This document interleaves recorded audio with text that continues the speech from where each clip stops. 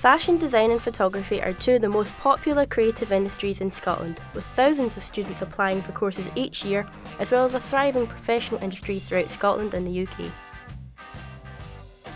In this documentary, we will look at two young professional photographers and attempt to gain insight into how one might operate in this industry, as well as motivations for doing so and what to expect for a career in this line of work.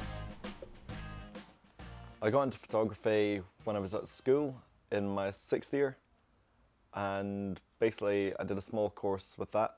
It wasn't even really like a level or anything you were doing, it was just kind of a fun on a Friday afternoon at school. So I worked for a year or two, just down in Glasgow, and one of my jobs was working at Black & Lazars and in the camera department.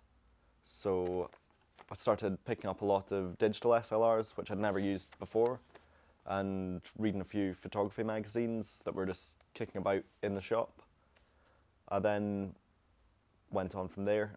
I applied for a course in photography, which was a portfolio course, which gained me entry to my HND year at the Glasgow Metropolitan. I was 15 when I left school. I had to leave school because I had a really bad chest infection. The doctors advised that I took some time off to recover, and round about January time, when I came back from a holiday in Australia, I was so bored and I just thought I can't sit about and do nothing. So I looked up the local college. It was Glasgow Metropolitan College, which is now City of Glasgow College, and they had a course on in creative crafts and photography. So it wasn't completely photography, but when I started doing the photography classes, I found that I really liked it, and I went and pursued it. The thing about fashion photography that interested me would probably be the amount of people that you're meeting on a daily basis, or talking to them and getting shoots sorted, and just everything in between, the post-production, like all the airbrushing, all the technology that goes into it, which are pretty much like playing with toys, but knowing what you're doing with them to kind of get your final effect.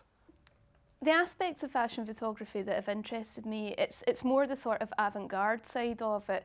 The way that you can really sort of play with everything. You get the models into really awkward and really unnatural positions, and you get to create something that's really quite surreal. You also have a lot more sort of license to do sort of wacky things. You can do stuff that you really stops and makes people go, whoa. The most high-profile person I've worked with would be probably quite a lot of DJs and bands that I've been photographing, which started about 2 years ago. And then for companies, I've worked with Cruise Clothing, doing like a fashion line for them. I've done just lots of other events. ineedanappointment.com, which seems to be continued shoots, and just a lot of different and interesting people as well. Like, you can meet so many people that are just as interesting as the kind of big names all the time. At the minute, it's London Fashion Week. This year, in February 2011, that was definitely my most high-profile shoot. It was the Jaeger collection that I shot. Some of the horror stories from shoots I've had would just be batteries running out and cracked lenses, as well as a lot of the time when you're photographing in clubs, you've had a fair few drinks beforehand, so it's not like working in a studio or anything like that, which fashion photography, you're always kind of a lot more under control of everything that's happening around you. But in a club night, you're working with a lot of people that are out and about, having a good time on a Friday and Saturday. So things get knocked over, bumped about. For instance, one week I was photographing, I think it was an Andy C gig for Jungle Nation, and basically the flash on my camera fell off during a set, and it was more or less turned to dust. Not long after I was back from shooting London Fashion Week, I went to shoot a fashion show for a charity, Platform 2. It was in collaboration with Christian Aid. And I got to the shoot. I always go to these shoots early, and about an hour before we were about to start shooting, I realised that I'd left all my batteries at home. So that was a really bad moment, but thankfully I got somebody to bring them in for me just in time. I think it's a lot more creative down in Glasgow. There's a lot more going on. The creative industries are a lot stronger. You get a lot more opportunities down here.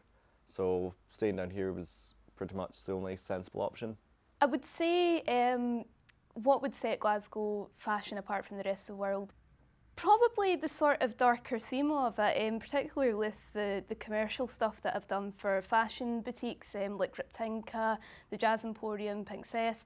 They've all been pretty, maybe not as much Pinksess. Pinksess is more sort of girly and commercial, but certainly in the Jazz Emporium and Riptinka it's been very almost gothic-like.